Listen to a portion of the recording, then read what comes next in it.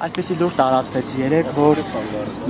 միասնական տեխնացու կա, որը Բարտուն Գրիգորյանն է, իսկ դուք շարժումը այստեղից տանելու եք դեպի հաղթական շարժումը տանելու եք դեպի Երևան։ Ես նման բան չեմ լսել, անկեղծ ասած, որովհետև ոչ մի տեխնացուի հետ ընդդիմադիր ոչ մի տեսակի քննարկում իմ կողմից ամեն դեպքում չի եղել ոչ մի տեխնացուի հետ։ Այսօր վարչական ռեսուրսը հանդիպում եղել են, մի վարքան, հանդիպումներ եղել են պատահական, երբ իմ ընկերոջ մոտ հանդիպել են պատահական Արտյոմի Ղարաղազարյան, ոչ մի բան չենք քննարկել, բացի իմ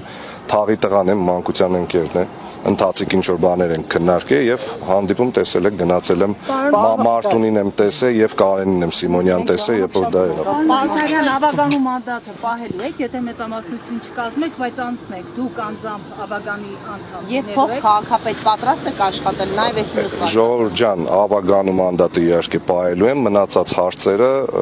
ընտրություններից հետո գիշերը պարզ կդառնա։ Պարոն Մխիթարյան, ի վերջո պարզ եղավ ձեզ համար ինչու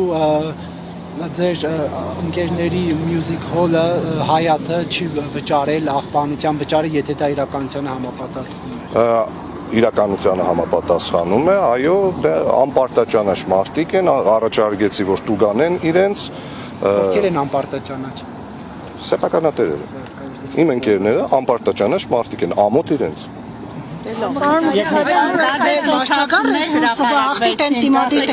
Երեխեք ջան, չեմ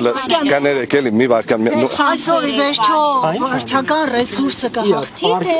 ընդդիմադիր տեխնացուները կհաղթեն Գյումրիում։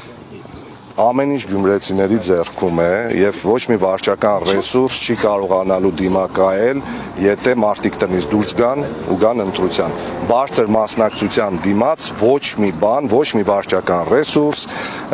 ոչ մի այն նախորդ ճեպազրույցի ժամանակ քննչականի մոտ սա արտահայտություն եղավ, ջավախի ցնդիկներ են բերում։ Հիմա ոչ մի նման դե գիտեմ, ուղղակի լեզվի սայտակում էր, ես ջավախկեցի շատ լավ ընկերներ ունեմ, գիտեմ, որ Սարիկն է ջավախկեցի լավ ընկեր ունի եւ տեսնենք, թե ինչ է լինելու վերջում, էլի։ Իշխանության տեխնացուին անձնական թշնամի համարում եք։ Ոչ, 2021 թվականին էլ տարբեր սոցհարցումներ կային ու իրականությունը բարև ձեզ տարբեր սոցհարցումներ եղել են 2021 թվականին եւ այդ տարբեր սոցհարցումները մեծամասամբ ճիշտ դուրս չեն եկել, այնպես որ ես կարծում եմ, որ սա հեշտական դեպքերից մեկն է լինելու, որովհետև կներեք 2018 թվականից հետո Հայաստանի Հանրապետությունում տեղի ունեցող պրոցեսները ոչ մի տրամաբանական գիտական վերլուծության չեն ենթարկվում։ Հիմա